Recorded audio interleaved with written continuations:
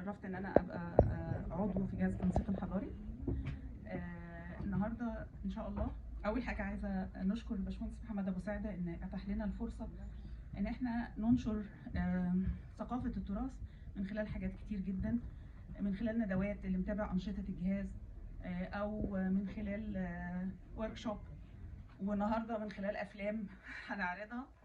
النهارده اعتقد اوعدكم يعني ان انتوا تقضوا امسيه سعيده. احنا النهارده هنتفرج على فيلم لدكتور نزار الصياد وحسن حافظ هو عبد العظيم. احب اديكم نبذه سريعه بس. طبعا دكتور نزار غني عن التعريف، بس هو استاذ طبعا في جامعه كاليفورنيا، وبقاله 20 سنه او اكتر بيعمل ابحاث، وليه اكتر من 100 بحث منشور، اكتر من 20 كتاب، يعني لا يسع المجال ان انا اذكرهم. والفيلم اللي احنا هنتفرج عليه النهارده مأخوذ فكرته عن كتاب القاهرة المؤرخة، وده كتاب نزل في معرض القاهرة، واعتقد برضو ان اللي هيقراه هيعجبه، لانه هو كتاب بيربط ما بين الاحداث اللي حصلت في اماكن معينة وتاريخ القاهرة الاسلامية وعلاقتها بالناس والاماكن من خلال رؤية شخصية. حسن حافظ، بس احب اديكم فكرة عنه برضو. هو باحث وصحفي في جريدة اخبار اليوم، وليه دراسات اسلامية، هو باحث دكتوراه في التراث الاسلامي. وعبد العظيم هو مؤسس مبادرة سيرة القاهرة. سيرة القاهرة الحقيقة مبادرة لطيفة جدا، انا يعني شرفت ان انا اتعرف هي بتعمل ايه. هي انتجت اكتر من 18 فيلم. نقدر نقول ان هو بيتكلم عن سيرة المكان وبيربطه، يعني هو مش وثائقي بس، بيربط الأحداث بالعمارة والتراث والناس اللي عايشة والحكاوي وذاكرة المدينة اللي يعني الحقيقة الجهاز متبنيها من فترة. أنا هسيبكم دلوقتي مع المهندس محمد يحب يرحب بيكم، وبعد كده هنسمع دكتور نزار هيقدم لنا الفيلم. شكرا.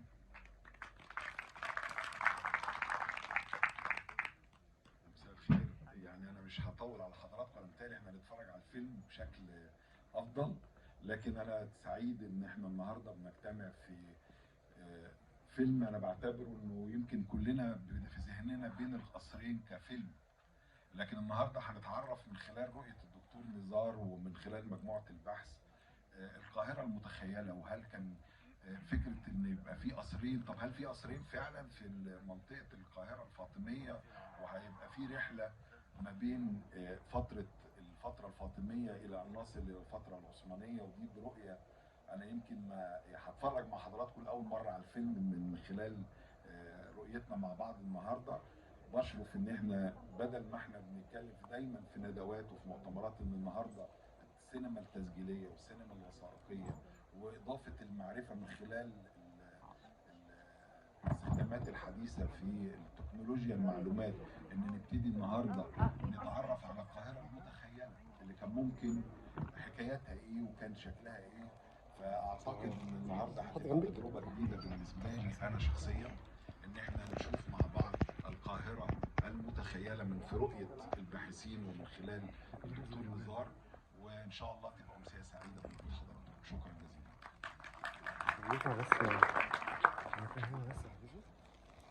هذا اللي بتكلمني؟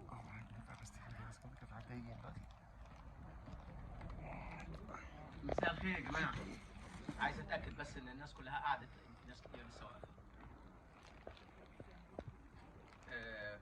برضه اول حاجه هطلبها منكم تقفلوا تليفوناتكم لو سمحتوا. اوكي. اهلا وسهلا بيكم، شرفتونا ونشكركم على هذا الحضور الجميل. قبل ان ابدا يجب ان يعني اشكر الاستاذ المهندس الاستشاري محمد ابو سعده رئيس الجهاز القومي للتنسيق الحضاري على حسن الاستضافه، وخاصه الاستاذه هبه يوسف التي قامت بالتحضير لهذا العرض معي. كما يجب ان اشكر الدكتوره هبه صفي الدين مديره بيت المعمار المصري، وهي اول من وجه لنا الدعوه لعرض الفيلم. بالنسبه لي الحقيقه فيلم زي اي كتاب بيتحدث عن نفسه، فانا مش هتكلم عن الفيلم كتير. هديكوا بس نبذه بسيطه جدا عن ما وراء كواليسه. انا اساسا مؤرخ معماري وعمراني، ومعظم انتاجي من الكتب، اكثر يمكن من 25 كتاب باللغه الانجليزيه، بعضها ترجم للعربيه بس مش كلها. في تسعينيات القرن الماضي انتجت واخرجت فيلمين للتلفزيون الامريكاني، امريكان بابليك تلفزيون PBS، منهم واحد عن القاهره كان اسمه فيرتشوال كايرو، وهو كان محاكاه وتخيل للقاهره من العصر الفاطمي حتى بدايه العصر العثماني. الفيلم اللي هتشوفوه النهارده بيعتمد الى حد كبير جدا عن الفيلم الانجليزي الاصلي اللي انا عرضته مره في بيت المعمار من 3 4 سنين، فبعضكم يمكن يكون شافه، وعرضته مدبلج الحقيقه بمساعده الاستاذ محمود التميمي عند ترجمه احد كتبي عن القاهره للغه العربيه في سنه 2022. الفيلم الجديد ده مختلف الى حد كبير جدا. هتشوفوا فيه صور انا صورتها في السبعينات حتى مع صديقي المهندس الدكتور طارق والي، ما كنا بنمشي في شوارع القاهره في هذه الفتره واحنا لسه في جامعه القاهره، وصورتها في التسعينات اما كنت بعمل الفيلم اللي اسمه فيرتشوال كايرو، وصورتها بقى في الفتره اللي ما بين التسعينات ودلوقتي.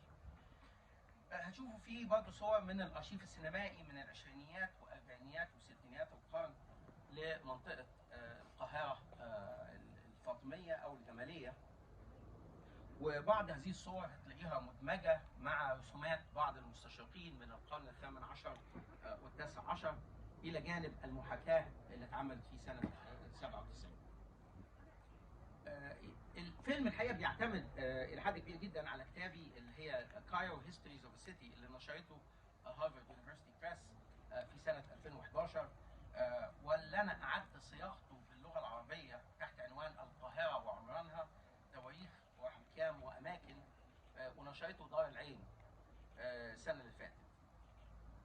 استقبل هذا الكتاب استقبالا حسنا مجموعه من الشباب من المؤرخين والعمرانيين المهتمين بالقاهره، الحقيقه مما الهمني فكره الفيلم ده بالذات، واداني برضه الفرصه ان انا اشتغل معاهم على الكتاب اللي طلع السنه دي اللي اسمه القاهره مؤرخه بجزئيه فقرات من تاريخ المدينه عبر الزمن ومشاهد من ثقافه وتمثيل المدينه في الادب والفن.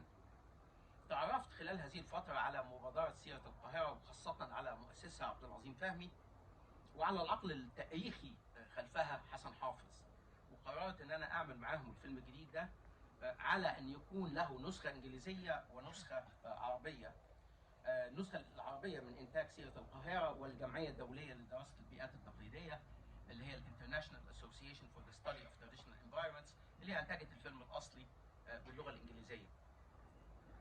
الفيلم اخذ يمكن تفكير سنه، وتنفيذ بمعنى تصوير ومونتاج وموسيقى سنه اخرى وصوت.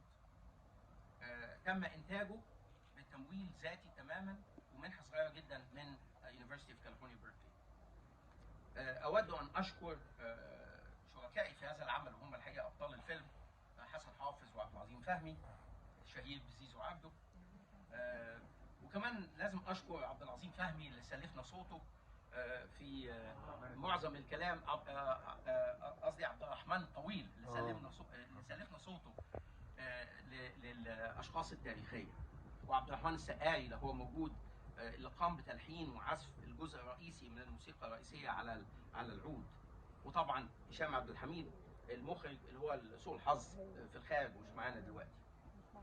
اتسالت السؤال ده من برنامج منى الشاذلي قبل ما نبتدي، هل ده فيلم وثائقي ولا فيلم تسجيلي ولا ايه بالظبط؟ هو الحقيقه صعب تصنيف الفيلم، هو الاثنين وفي نفس الوقت هو سيره ذاتيه، هو اوتوبايوغرافيكال، لان انا بتكلم فيه الى حد ما عن علاقتي انا بالقاهره خلال 45 سنه، ويحتوي الى حد كبير جدا على يعني فلسفتي في كتابه تاريخ العمران.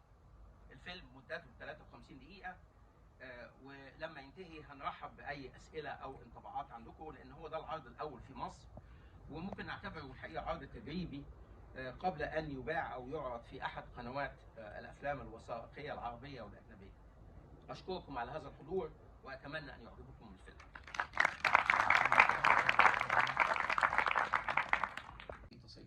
ليه؟ لان كان في مشروع الحقيقه اتعمل ايام فاروق حسني، كان مشروع كويس جدا وحافظ على هذا. كان في فتره برضه من التسعينات لغايه الثوره كانت المنطقه ما بين الاشرفيه اللي هي تقريبا من بدايه الازهر لغايه الحاكم ما كانش يدخل فيها عربيه لمده 6-7 ساعات. ف وبرضه انا الحقيقه مش عارف، يمكن بيبقى عندكم اراء مختلفه. انا وانا ماشي دايما خايف من التكاتك، لكن التكاتك هي الكالتشر بتاعت القاهره دلوقتي. فبتقبلها، وشفتيها في الفيلم. خلاص احنا ماشيين معانا وماشيين معانا، يعني فيها خطوره، بس الواحد بيعود نفسه على ان هو يعني يتعامل مع هذا الوضع. مما لا شك فيه ان القاهره هتستطيع في يوم من الايام انها تصل الى المرحله اللي وصلت لها فلورنس او فينيس. لما بنبص على وصف هذه المدن اللي حضرتك قلتي عليها في العصور الوسطى، حالتها كانت اسوأ من القاهره 100 مره. ومش كده بس، يعني ده وصف المرض ووصف حاله الناس ووصف حاله الشوارع. فالى حد كبير كل المدن بتمر بمراحل، فدي المرحله اللي القاهره بتمر بيها دلوقتي. في مساء الخير، ازي حضرتك؟ اولا شكرا على المجهود الرائع اللي تم من حضرتك ومن عبد العظيم ومن حسن، من غير ارقام وسؤالي متعلق بالجزء الختامي في الفيلم، او اللي اعتقد ان حضرتك بتحاول توصل فيه، اللي هو الكلام على التاريخ عموما وحاله القاهره، وان احنا عندنا تفاسير مختلفه. لكن هل في خلاصه ابحاث حضرتك وكتبك والفيلم دوت وما سبقه من مجهودات بحثيه، شايف ان في روح معينه او ماهيه معينه، يعني قاهريه القاهره، اللي ممكن تكون الحد الادنى اللي بيجمع التفاسير دي كلها؟ وسبب السؤال انه علشان برضو احنا عندنا الطرح اللي اتقال في الفيلم، اللي هو ان القاهره الموجوده حاليا او القاهره اللي بنسعى اليها في خلال مجهودات الحفاظ والترميم هي قاهره استشراق بشكل عام، لان ليها غرض تجاري او سياحي. فالرؤيه البديله اكيد هتبقى محتاجه نوع من انواع المعياريه اللي ليها علاقه بماهيه معينه يتفق في حد ادنى يتفق عليه كل التفاسير. هل في ده؟ هو ده سؤال جميل جدا، والحقيقه ده سؤال في الكثير من مؤلفاتي حاولت ان انا اتعامل معاه، خاصه في كتاب اسمه تقاليد التراث. يعود الى فكره مهمه جدا، بالانجليزيه هي authenticity، بالعربي بنستخدم كلمه الاصاله، وهي ما هياش بالظبط يعني معبره عن نفس المعنى. العوده الى الاصاله شيء صعب جدا، لان اصل الشيء بيتغير مع زمنه. بمعنى دلوقتي في مثلا النقاش الكبير جدا الموجود هو عن تكسية الهرم بالجرانيت، وناس كتير جدا موافقة معاه وناس كتير جدا أكتر بكتير معترض عليه. فالفكرة لما بتطلع ازاي؟ الهرم في وقت من الأوقات كان فعلا متغطي بالجرانيت، بس كان فوق الجرانيت يعني لاير تانية، واللاير التانية دي كان فيها كمان ألوان. فلما الواحد يفكر ان هو هيرمم شيء او هيحافظ على شيء ويرجعه لعصر معين، صعب جدا اختيار ايه هو العصر. عندنا نفس المشكله في معبد الاقصر. عندنا يعني جامع اتبنى على هذا المكان. ليه بقى؟ لان معبد الاقصر في الفتره اللي الجامع اتبنى فيه ما كانش اثر، ما كانش هيريتج، ما كانش يعتبر تاريخ اي حد يفخر بيه. فتقييمنا لاشياء مختلفه في التاريخ بيختلف مع تطور الزمن ومع تطور عقولنا. احنا وصلنا دلوقتي لمرحله بالتالي في تطور البشريه ان احنا بنعتبر كل ما انتج. انا عايش في بلد اي حاجه اتعملت قبل سنه 1920 تعتبر تاريخ، مصنفه، مسجله، لا يمكن تتشال، لدرجه ان لو هي حتى بتنهار بنصرف عليها 3 أضعاف ما هي موجود، ما هو يعني قيمتها، عشان نحافظ على جزء كبير منها حتى لو احنا غيرنا محتواها. فانا ما عنديش اجابه يعني على سؤالك بالظبط من ناحيه نرجع لايه ولا ايه الاصاله بتاعت هذه المباني. فكره ان احنا بنبني القاهره تجيب سياح، انا مش شايف انها غلط نهائي. انا شايف ان المهم ان يبقى فيه نوع من الحساسيه ونوع من الفهم للتاريخ ده، بحيث ان احنا لما نعمل حاجه ما نبقاش مكسوفين منها. في بعض الاحيان هيبقى فيه بالتاكيد هيبقى فيه نقد لها، وده شيء صحي، مش شيء غلط. ف فيعني انا ما كانش قصدي من ان احنا بنخلق قاهره المستشرقين، مع ان انا موافق تماما على نقد بعض الترميمات اللي حصلت في بعض الجوامع في السنوات الماضيه. ده مختلف شويه. دلوقتي مثلا بنبتدي نبني فنادق في القاهره القديمه. انا الحقيقه لغايه دلوقتي مش متاكد وما عنديش راي على هذا الموضوع اقول لك ده غلط ولا ده صح. المبنى اللي بيتبني قدام الحاكم انا انتقدته، وبعدين عرفت من المصمم انه لا ده هو الهدف منه ان هو ياخد الفوت برنت بتاع الوكاله اللي كانت هناك ويبني حاجه هتبقى فندق عدد الغرف فيه قليله. انا مش موافق، لكن الدوله قررت انها تعمل كده ويمكن ده ينجح، ونجاحه ده قد يؤدي الى حركه في القاهره القديمه، حركه كويسه مش حركه سيئه. اتمنى ان انا اكون جاوبت على سؤالك شويه. في تاني؟ اولا يعني مبروك على شكرا يا سيد العزيز. على السرديه. دكتور طارق والي يعني في صوره من اللي احنا استخدمناها هو لو واخدها مش انا اللي واخدها، مش عارف تفتكرها ولا لا. في صوره ثانيه انت ما حطيتهاش وانت جوه المبنى بتاعت الحاكم. ايوه. طبعا انا يعني هتبقى وجهه نظري محايده، مش هحاول يعني رغم انها مجروحه بصفه العلاقه وال 50 سنه اللي فاتوا، لكن هحاول اكون محايد. انا بس كنت اتمنى، انت عملت تاتش يعني لمست موضوع مهم جدا في السرديه دي، هي علاقه السلطه السياسيه ومركز الحكم في المدينه من غير ما تقوله. فانا يعني عشان كده حاولت اعقب عشان اقول اللي النظاره كان عايز يقوله بس ما قالوش. يعني لما بنتكلم على انهيار القاهره في الفتره الفاطميه نتيجه انتقال او الانقلاب العسكري اللي عمله صلاح الدين على الدوله الفاطميه ونقل مقر الحكم الى القلعه. وعوده الشعب المصري او المجتمع القاهري الى المدينه اخذت جيل او جيلين او ثلاثه على ما حصل نوع من الانسجام والتناغم لاعاده صياغه المدينه، ثم انهارت مره ثانيه بتغيير مقر الحكم برضه وتغيير السلطه الحاكمه في الفتره المملوكيه. والدليل على كده ان لغايه العصر الحديث لما محمد علي واخد من القلعه مقر الحكم وجه اسماعيل نقل مقر الحكم كان تغيير جذري في حياه القاهره، وبالتالي فالتحولات مش معزوله عن الحكم.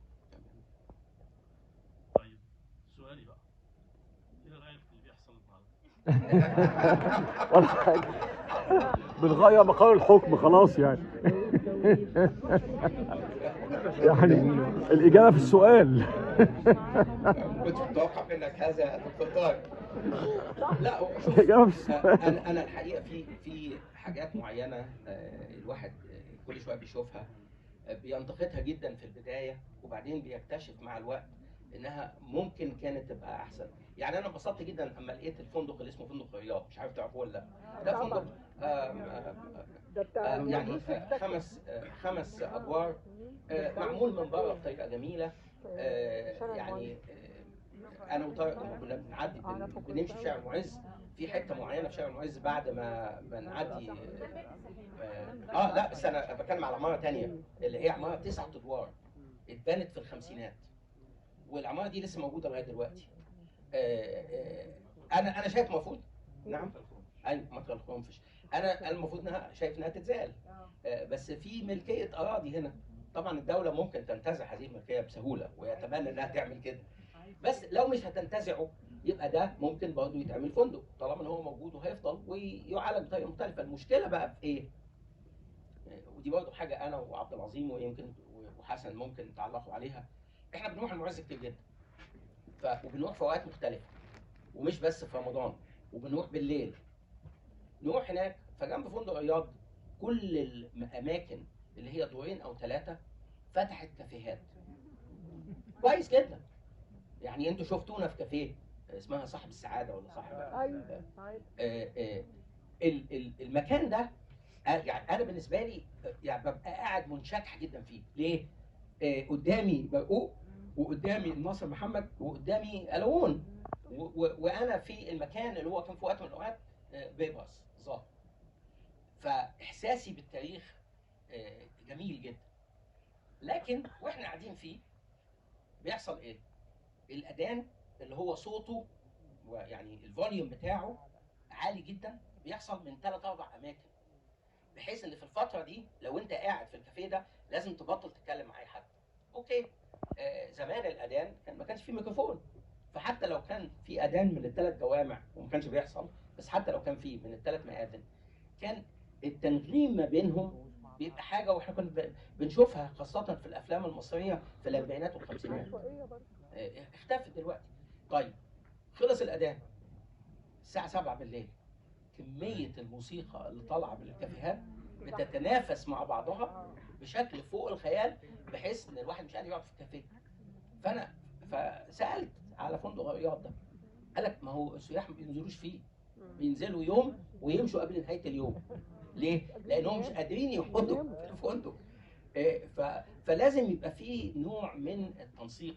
يعني السؤال اللي اتسال على المدن الايطاليه، المدن الايطاليه منسقه بشكل شديد فيما يتعلق بهذه الاشياء. هي مش بس قوانين، هي ثقافه شعب. لان يعني لو انت حتى جبتي بوليس السياحه هيوقف اني ميكروفون وهيعمل ايه في الدوشه اللي موجوده.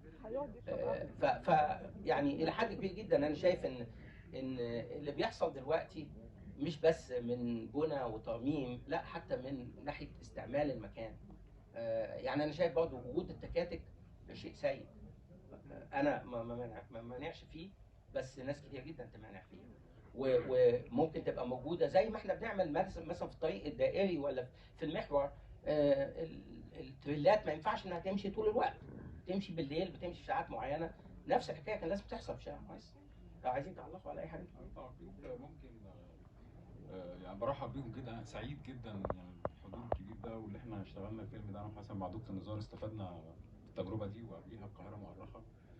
ويا رب كتر مشاريعنا يعني. في الحقيقه انا ممكن اعقب بس على حاجه ليها علاقه باعاده توظيف العمائر الاثريه او الاماكن الاثريه.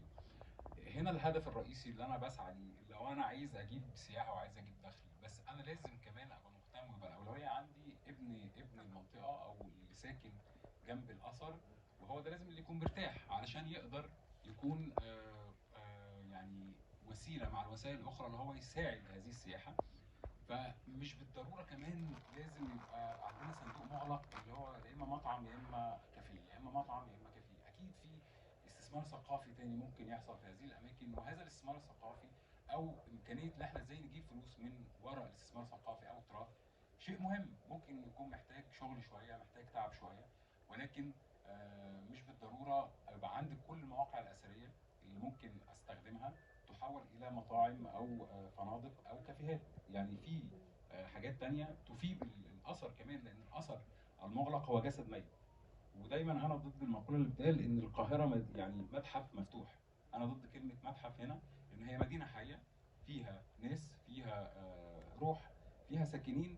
واعتقد الناس دول هيهتموا بالاماكن اكتر لما يحسوا ان هي بتحقق لهم دخل، او هذه الاماكن اللي ساكنين بجوارها بتفيدهم، وفي تفاعل بيحصل ما بينهم وما بين الاثر. لكن طول ما الاثر جسد ميت ومغلق هو بيتعامل معاه ان هو حاجه مش بتاعته، مش ملكه، دي حاجه ملك الدوله.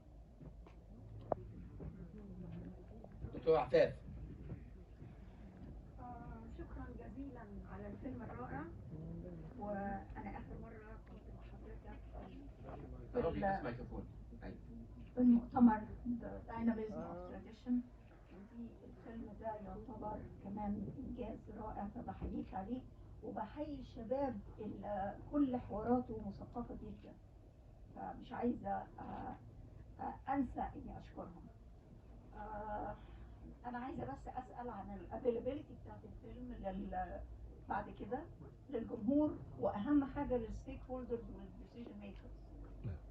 الحاجه الثانيه اللي عايزه اسال عليها، هل في نسخه باللغه الانجليزيه؟ في اخر حاجه حضرتك كنت ذكرت بسرعه كده ان نسيج رائع ايطالي. كنت اتمنى برضو ان يذكر الافغاني والايراني علشان بس ما يبقاش بس الغرب هم اللي بينتجوا الحاجات الرائعه. هو الحقيقه مش احنا اللي ذكرناه، ده محاله اللي كان موجود ذكروا واحنا ما صدقناهوش، لان الكلمه كانت استخدم كلمه الايطالي، واحنا اكتشفنا ان لا، هو ده الترجمه الحقيقيه للغه اللي هو استعملها.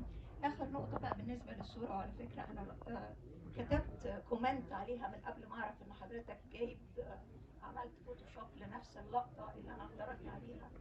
هل في امكانيه ان الواحد يعرف او يبقى في ريسيرش يبين ايه اللي الفنان عمله وايه اللي ادخل على اللوحه؟ لان بقيه اللوحه كلها رائعه ومتكامله، انما الجسم الغريب ده زي ما يكون ادخل على الرسمه مش من ايده. شكرا. ايوه طيب، دي اسئله كتير جدا انا نسيتها اوريدي. بس هبتدي. ايوه طبعا في نسخه انجليزي، والنسخه الانجليزي انا من الاول خالص كنا عامل حسابي انها تبقى النسخه الاصليه، بس يعني حسيت ان انا الواحد هيتكسف انه يعمل بريمير للفيلم ده في بيركلي ولا في سان فرانسيسكو وما يعملوش في القاهره، والفيلم عن القاهره. فالحقيقه اشتغلنا على الناريتيف اللي هو الفويس اوفر اللي انتوا سمعتوه بالعربي، بس هو كان مكتوب بالانجليزي اساسا. والنسخه الانجليزي هتبقى ان شاء الله موجوده. انا لغايه دلوقتي انا وحسن وعبد العظيم، لان ده زي ما قلت لحضرتك ده اتعمل بمجهود ذاتي، فاحنا صرفنا كتير جدا من فلوسنا ومن وقتنا على هذا الفيلم. في احتمال كبير جدا ان احنا نديه يعني نبيعه لدي دبليو اللي هي دويتش فيلا، لان هم اللي ابدوا اهتمام بيه. لغايه دلوقتي انا مش عارف هل هقدر احتفظ بحق ان انا اديه لناس تانية ولا لا. في احتمال ان بس اللي نقدر نعمله ان احنا ندي حاجه اسمها وان تايم شوينج، ان نقدر نعرضه باذن منهم في مجال زي ده او في حته معينه لها علاقه بمصر. يعني الحقيقه السبب الرئيسي ان انا وافقت ان احنا نعمله في الهناجر ان المهندس محمد ابو سعده ابدا اهتمام كبير جدا بيه. انا اساسا كنت هعمله بس في حاجه صغيره تبع بيت المعمار المصري، فجزء حتى من الاسئله اللي اتسالت دلوقتي مهمه جدا، لان عندنا جهاز التنسيق الحضاري ده جهاز مهم جدا، وهو الجهاز اللي بيوصل للدوله اراء الشعب، وهو الجهاز اللي الحقيقه يعني لو بصيتوا على الحاجات اللي عملها من قوانين وتعليمات، وجهاز الدكتوره سهير حواس اشتغلت فيه كتير جدا، وكتير جدا من الحاضرين كانوا عاملين فيه. انا شايف ان الجهاز ده يا ريت في وقت من الاوقات يبقى وزاره، لانه لو بقى وزاره هيبقى عنده الارم التنفيذيه اللي تخليه يقدر يعمل بعض الحاجات اللي احنا عايزينها. لغايه دلوقتي في حاجات كتيره جدا من الحاجات اللي كلنا عايزين تحصل في القاهره هتلاقوا انها لازم محافظه القاهره اللي توافق عليها، او لازم وزاره الاوقاف هي اللي توافق عليها، وهكذا. موضوع وجود جهاز للقاهره التاريخيه او انتيتي معينه لها هيحل كثير من هذه المشاكل، وتبقى على نمط بعض المدن الايطاليه او الاسبانيه التاريخيه اللي عملت حاجه زي كده. دكتور سهير اتفضلي.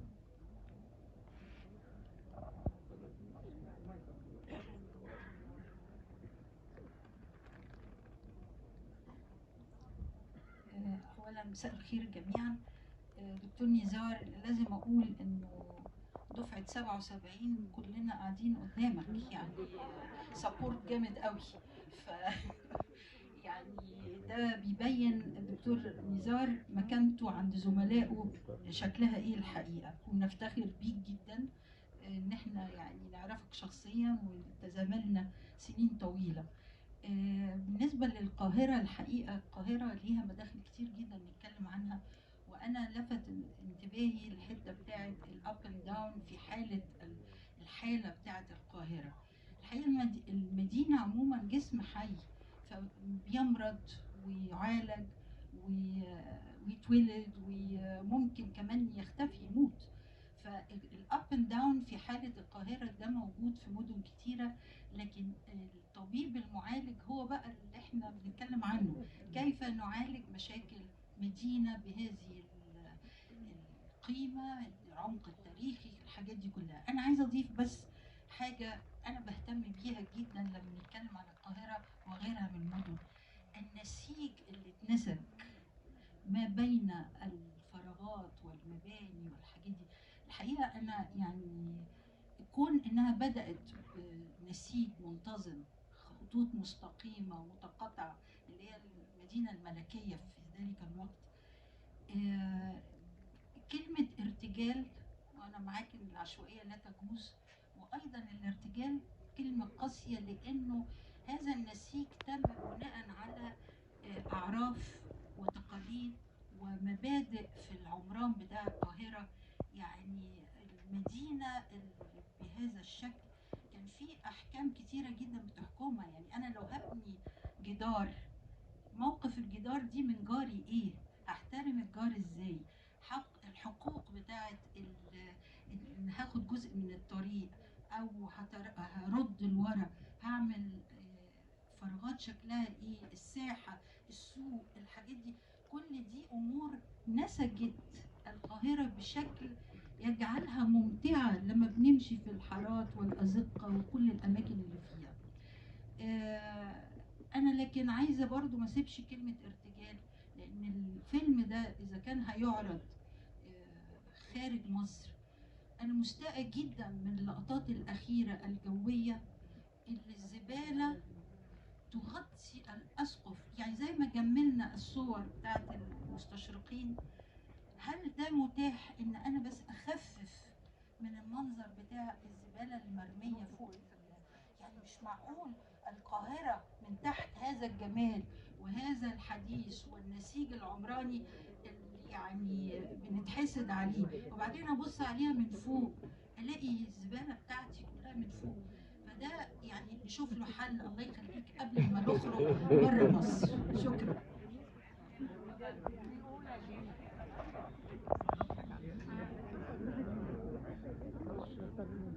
احب اشكر حضراتكم جدا بجد على المنتج العظيم ده. انا طالبه في قسم عماره، ومشروع تخرجي ان انا بفل الجابس بتاعت الهيستوريكال بيلدينج اللي ما بقتش موجوده دلوقتي، بحيث ان انا الجنريشن الجايه تقدر تشوف ايه الحاجات اللي اختفت، اللي هي ما تبقاش انقطعت خالص عن الماضي.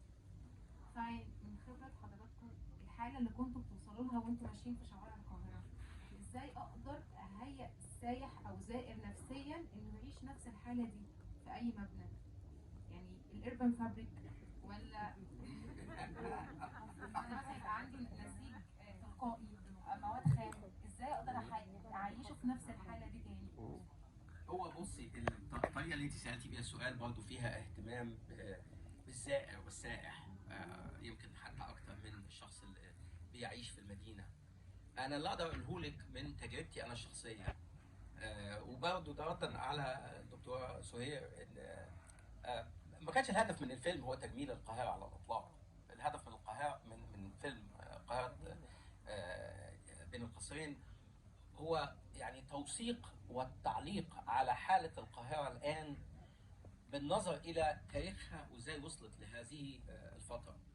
فانا شايف ان يعني موضوع الفراغات اللي انت بتتكلمي عليها، يعني انا بقول لك ممكن انا من الابحاث اللي انا عملتها، ويعني زمايلي هنا موجودين كتير، الدكتور سهير، الدكتور والد، الدكتور طارق فتحي، كنا بنعمل الاربن ديزاين بروجكت بتاعنا، ان احنا بننزل نوثق السبيسز بتاعت القاهره.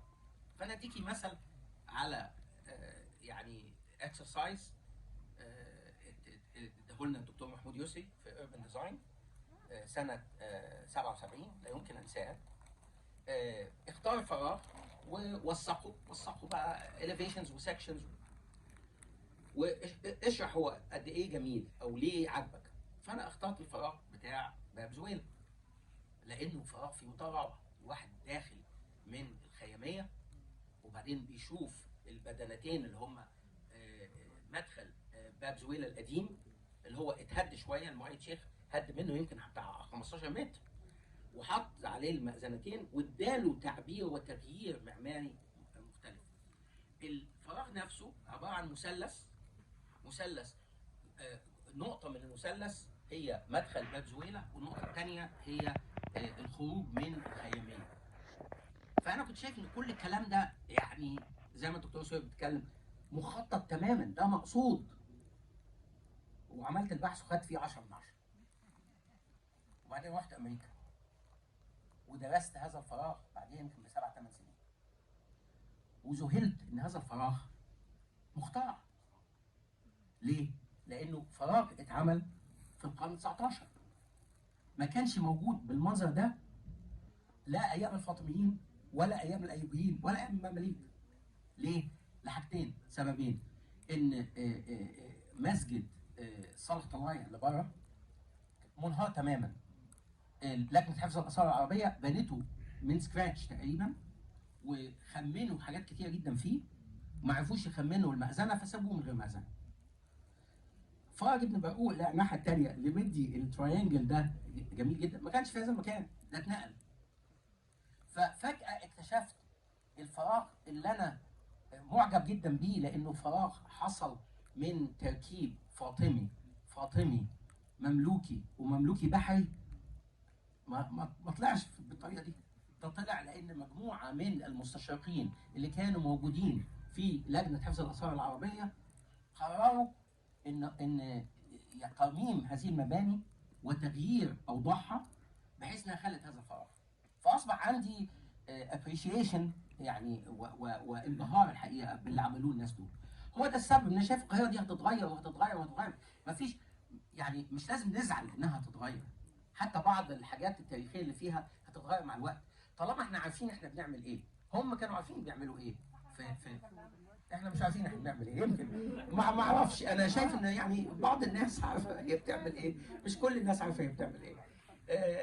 يعني زي ما قلت لك، لو في جهاز بيتولاه مجموعه من الخبراء اللي يعني يقدروا ان هم يفتوا في كل تغيير يحصل، يعني في الاخر خالص ممكن نحصل على يعني قرار كويس في الاخر.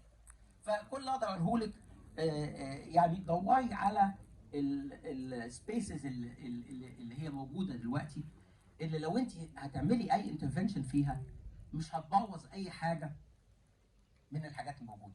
من الحاجات الجميله جدا في القاهره انك انت في اماكن مختلفه لما تمشي بتشوفي مآذن مختلفه، والمآذن المختلفه دي بتعرفك دايما انت فين.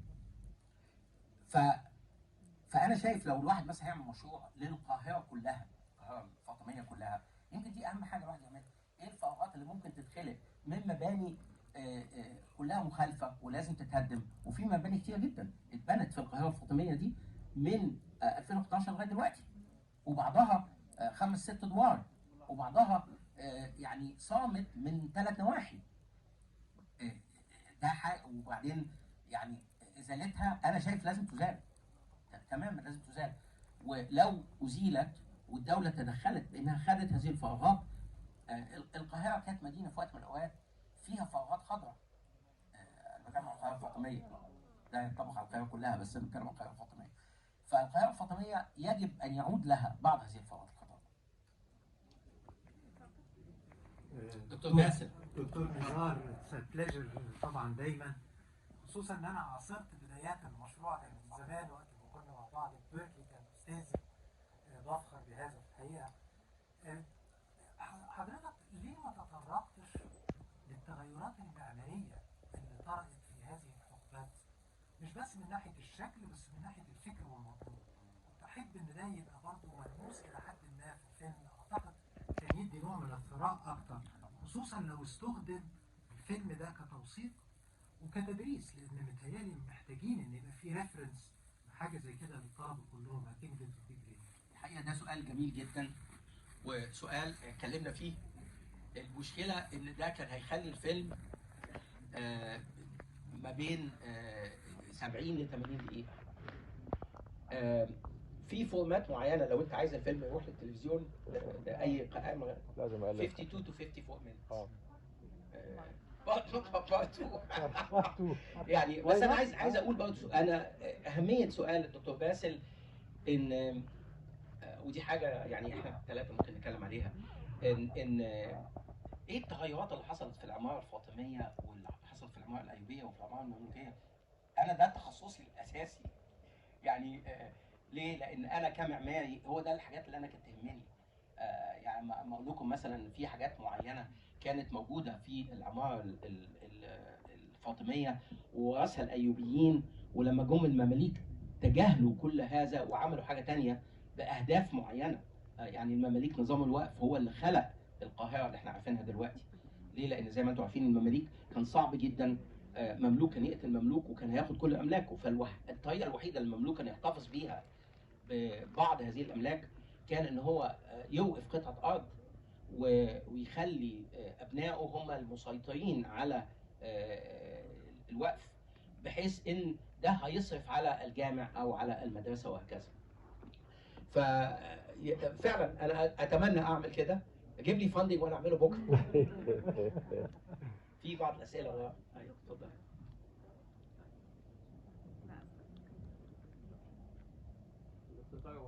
بسم الله الرحمن الرحيم.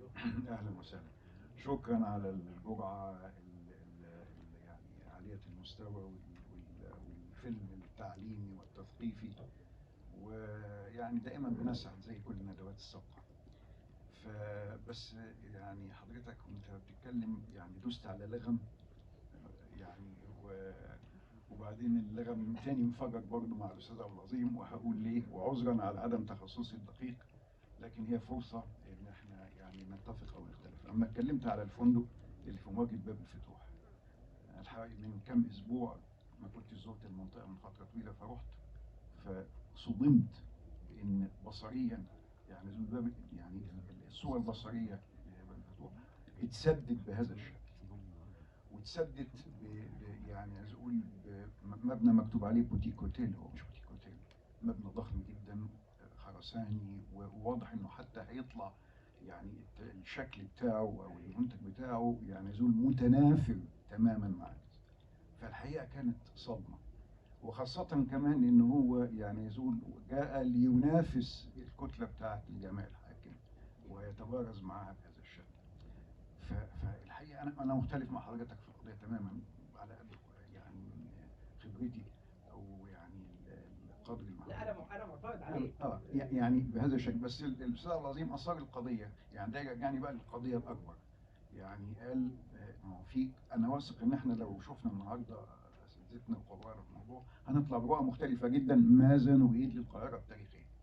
الاستاذ العظيم طرح فكره في ناس عايزاها متحف مفتوح وتحفظ، وقال لا انا يعني يزول احنا عايزينها مدينه او يعني منطقه حيه بسكانها باحتياجاتهم بتطورها. قضيه ثانيه لازم احنا فعلا في عدم وضوح، ولازم كمجتمع يعني علمي وممارس وصاحب قضيه يعني يحاول حل هذه الاشكاليه. هل احنا فعلا عايزين الحمايه والحفاظ وحمايه الاصول التراثيه دي التي لا تقدر بثمن، ولا عايزين فعلا يعني نترك الامور بشكل يعني مفتوح لاي شيء من هذا القبيل؟ وخاصه كمان معلش عفوا انا زودت في النقطه دي، يعني حتى لو كنا هنعمل حاجه هنا بشكل او باخر ومدروسه جدا حتى لا تكون متجانسه ومتوافقه، اعمل مسابقه اعمل شيء، انما ما نفذش بالطريقه البشعه انا اسف اللي تنفذ بها هذا الموضوع. ومش عايز اتكلم على طريقه تجديد جامع الحاكم اللي يعني نسفت هويته او يعني البصريه اللي كانت موجوده قبل كده. شكرا. احنا هناخد بس سؤالين كمان لان دكتور نزار كان قال لي ان هو مسافر بكره الساعه 6 الصبح، فالحقيقه مش عايزين نتعبه، فهنشوف في سؤال هنا. حاضر.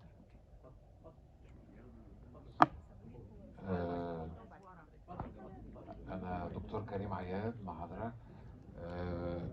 أنا كنا عملنا بحث وإحنا طلبة أساتذتنا طبعا موجودين في منطقة مختلفة شوية، كانت في الدرب الأحمر.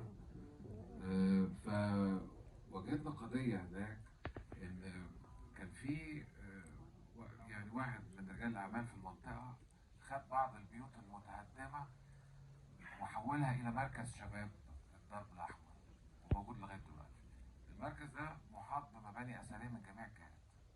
فهو قال لي إنه قال باللفظ بتاعه، قال لي كل بلاطة عملتها هنا في المركز بقضية، لأن هو متاخم للآثار كلها. وبعدين الأنشطة كمان هو عنده أنشطة رياضية وأطفال بتلعب، بيقول لي الكورة بتيجي في الإزاز بتاع الآثار وفي الحاجات. فأنا كنت طبعا متضايق جدا، بقول له ازاي انت بالانشطه دي بتحاول تخدم الناس، لكن انت بتضر الاثر اللي ممكن يدر عليهم دخل بعد كده، وده التراث بتاعهم.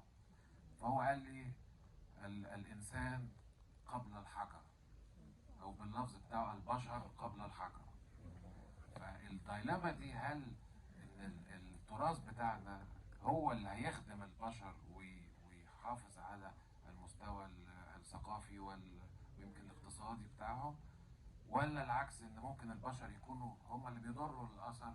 ولذلك الاتجاه بتاع المتحف المفتوح ان احنا نخلي المنطقه من هؤلاء السكان. فانا شفت الرايين الحقيقه ومش عارف اتجه مع مين فيهم. هو انا يعني ردي عليك هيبقى يمكن مقتضب شويه وبسيط، لان انا شايف ان الديواليتي دي، الثنائيه دي از فيك. ما هياش الحجر ضد البشر، لان الحجر والبشر موجودين في مكان، والبشر والحجر دائما التغيير. هي فكره ان الحجر كانه ثابت، شيء ثابت، هي دي المشكله. سؤالك رجعني لمؤتمر انا حضرته سنه 81 من حاجه 40 سنه، حصل في القاهره. انا كنت لسه وقتها طالب في الMIT، كنت لسه يعني ابتديت بقى دراستي في التراث الاسلامي بصفه عامه. ده مؤتمر كان عمله اليونسكو، اكيد محدش من الناس من المشاهدين كان موجود وقتها، انا كنت لسه صغير. وانا فاكر كويس جدا في المؤتمر ده حصل اختلاف كبير جدا بين تو جروبس، جزئين من المؤتمر، ومصريين. جزء منهم كان يعني الاجانب كانوا موجودين في الشقين. جزء من الحضور للمؤتمر ده قالوا ان الشيء الوحيد اللي لازم هو استثمار كل مليم في الحجر، والعنايه بيه، ووجود شرطه سياحيه تضمن وجوده وتضمن ان هو ما يتوسخش ويستعمل صح وهكذا. جزء تاني قال لك لا، ده احنا لو استثمرنا في البشر اللي حوالين المكان ده وخليناهم يحسوا ان ده مكانهم، وبذلنا يعني ربع الموارد اللي عندنا على صيانه هذه المباني، هو ده اللي هيحافظ عليه بصفه. انا كنت شايف ان الفرق بين الاثنين يعني كبير جدا، بس ما كانش لازم يحصل. المؤتمر انتهى بدون توصيات، وانتهى بدون توصيات لانه كان معمول تحت جهه دوليه كانت عايزه ترضي الحكومه المصريه وقتها، وفي نفس الوقت كانت عايزه تطلع بحاجه عشان يعني التمويل الدولي اللي يجي. اللي حصل في القاهره من وقتها لغايه دلوقتي اقول ايه، عشوائي. يعني ما كانش فيه مرتجل.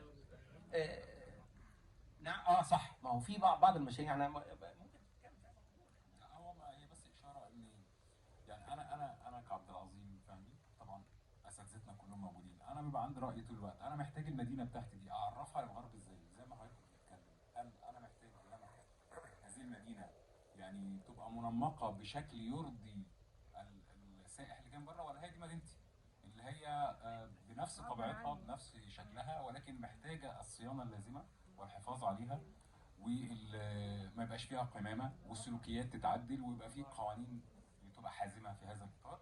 انا اعتقد هي دي المدينه اللي بترضينا وترضي اي حد جاي من بره. التجربه بتاعت الاغاخان اللي اتعملت في الدرب الاحمر ومنطقه درب شغلين فعلا اشتغلوا على الموارد البشريه، بس دايما المشكله اللي بنعاني منها بعد كده فكره الاستمراريه.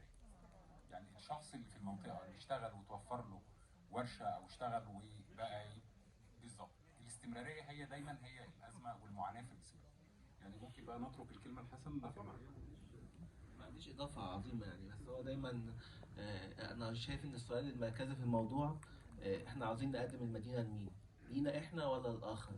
اظن احنا محتاجين نقعد مع بعض عشان نستوعب المدينه بتاعتنا ونبدا نفهمها ونبدا نعبر عنها ونشوف مشاكلها ونبدا نحلها. مش مشغول بيه ان انا اقدمها للسائح في المقام الاول، قد ما انا اقدر اعيش فيها، اقدر اتحرك فيها، ما في مساحات خضراء اقدر امشي فيها، مساحات اعرف اتجول فيها. مشكلتي في المدينه انها مدينتي مش مدينه الاخر، انا مش مشغول بالاخر. لا انا عايز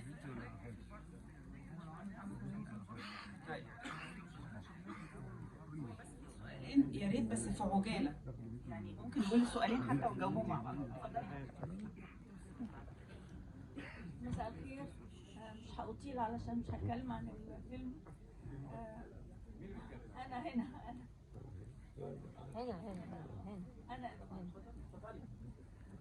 كان في مقال من أيام دكتور عاطف معتمد بيتكلم عن مكان بيصف كيف كان وكيف أصبح.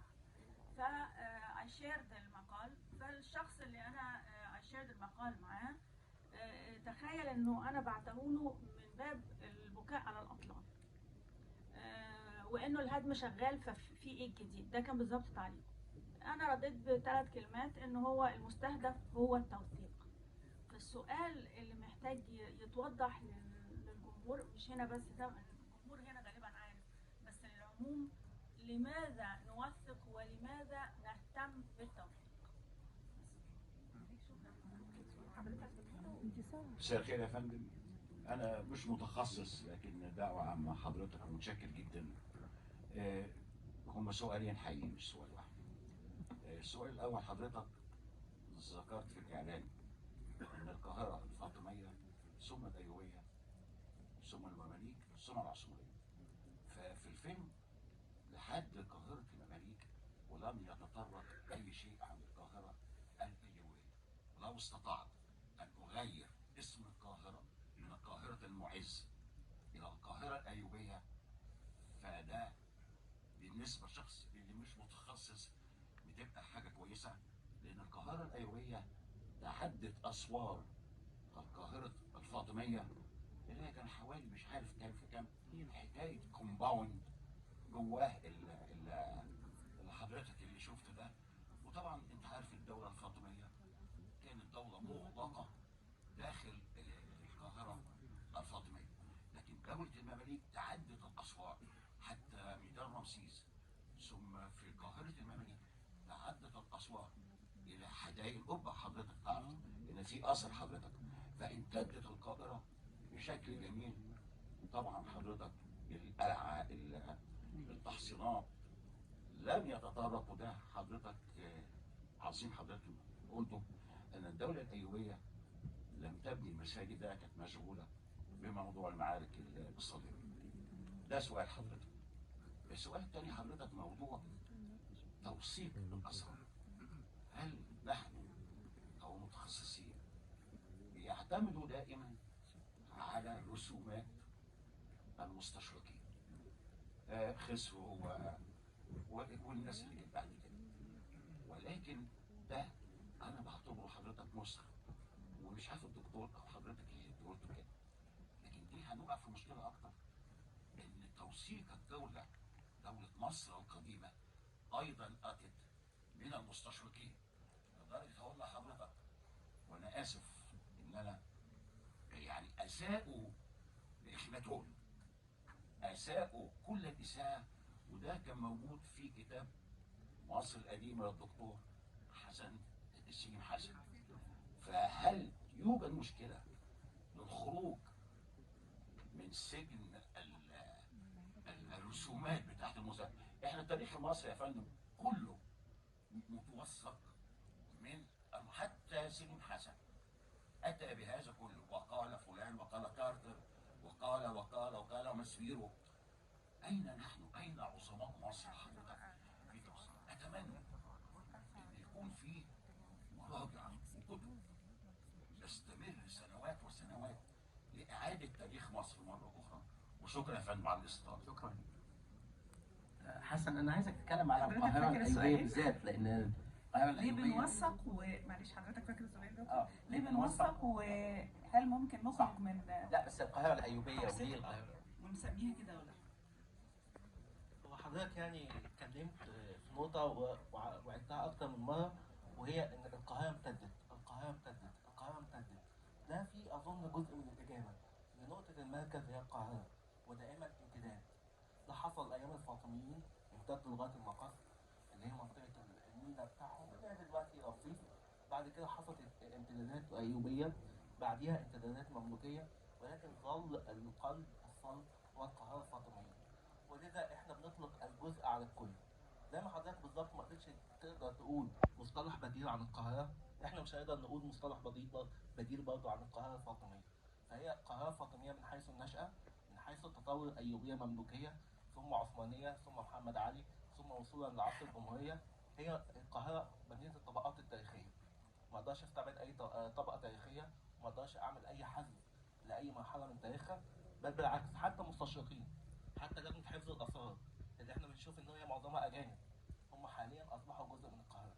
حتى القاهره الخديويه اللي هي قاهره مبنيه بطراز اوروبي، احنا كلنا بنفتخر بيها حاليا لانها اصبحت جزء من مصر. الحل في الاشكاليه كلها ان احنا نعمل مصالحه مع تاريخنا كله بكل طبقاته، نستوعبه بالكويس بالوحش بكل اللي فيه. ده تاريخنا، محدش بينكر تاريخه. انا عايز اقول، انا اديت الميكروفون لعبد العظيم. عبد العظيم صاحب مبادره سيره القاهره، وعنده برنامج بيطلع على يوتيوب اسمه من دروبها العمارة. هو الحقيقه جزء كبير جدا منه هو الاجابه على سؤالك، فانا عايز يعني اديله الكلمه وبعدين انا هختم الكلمه. يعني انا برضو بشير بس النقطه الاخيره اللي قالها حسن وانا بتفق فيها جدا، ويعني فكره المصالحه مع تاريخنا ومع مدينتنا ومع اماكننا. ليه التوثيق ده؟ السؤال ده صعب جدا يبان سهل، بس على سبيل المثال مثلا انا كنت بتمشى كده قدام في منطقه السكريه، في لافته موجوده اسمها عاطفه الحمام.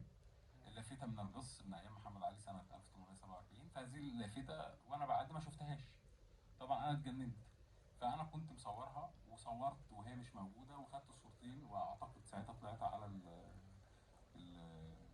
المجلس الاعلى وسالت، فقالوا لي دي بتترمم، ورجعت بالفعل بعد شهرين او 3 شهور. فانا اعتقد ان التوثيق ده كان مهم كسلاح موجود معايا ان انا اقدر اطلعه في الوقت المناسب.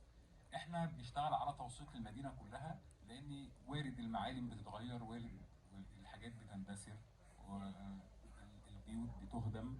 وهنا انا برضو لو سمحت لي يا دكتور، انا عايز اخرج بره اطار معرفتنا بالحاجات اللي هي الاثريه واللي موجوده في تعداد رسمي، او الحاجات الاثريه ومش موجوده في تعداد رسمي، الى مباني اخرى تراثيه يعني عدى عليها 100 سنه وفيها طراز معماري مميز. لازم يبقى ليه حمايه باي شكل من الاشكال، ما ينفعش يهدم. فده برضو جزء رئيسي، احنا لازم نبعد عن فكره ان لازم يبقى كل حاجه مسجله في تعداد الاثار. المدينه كل حاجه فيها، كل حجر فيها مهم جدا، فيجب الحفاظ عليه حتى لو مش هيدفع فيه فلوس دلوقتي، بس يجب الحفاظ عليه كما هو لغايه ما يتوفر له ميزانيه. انا كده خلصت، شكرا. انا عايز ادي الكلمه الاخرانيه بس للمهندس محمد ابو سعده، لانه مش بس استضافنا، هو استضافنا واستحملنا وسمع كل كلامنا، فانا شاكر جدا لحضرتك، ويعني الكلمه الاخيره اتفضل. يعني اسمح لي اشكر حضرتك واشكر الجمهور اللي معانا، لان يمكن الفيلم خلانا يعني يبقى في حراك بيننا كلنا ومع بعض، ومع تقبلنا للعمران بشكل عام، ويمكن خلينا نتفق جميعا ان المدينه دايما مش ستاتيك. المدينه بتنمو وبتتحرك وبتتغير، لكن اللي احنا كلنا لازم نبقى حريصين عليه ان تغيرها ما يفقدهاش هويتها وملامحها. فدي صراع دايما موجود، ويمكن الفيلم النهارده طرح مشاكل كتير، يمكن دي تبقى لها ندوات بقى تانية، لكن اللي انا سعيد بيه ان النهارده الدكتور نزار مع الشباب اللي معاه اجيال اهي مختلفه وبتحاول وبتحافظ وحتى انا معرفت ان هم متبنيين حاجه اسمها سيره القاهره، وده في حد ذاته موضوع انا شايف ان هو على قدر كبير من الاهميه ان احنا نتعرف على سيره القاهره. وكل ما هنعرف تاريخ بلدنا ويبقى المعلومات دي واصله لينا جميعا، اكيد هنقدر نحافظ عليها. هنحافظ عليها بقى مش اجهزه فقط، ولكن اجهزه وثقافه مجتمع واجهزه تنفيذيه واجهزه فنيه زينا اللي بتحط ريجوليشنز وبتحط الضوابط. فكل الاطراف معنيه بالحفاظ على تاريخ البلد. شكرا لحضراتكم وشكرا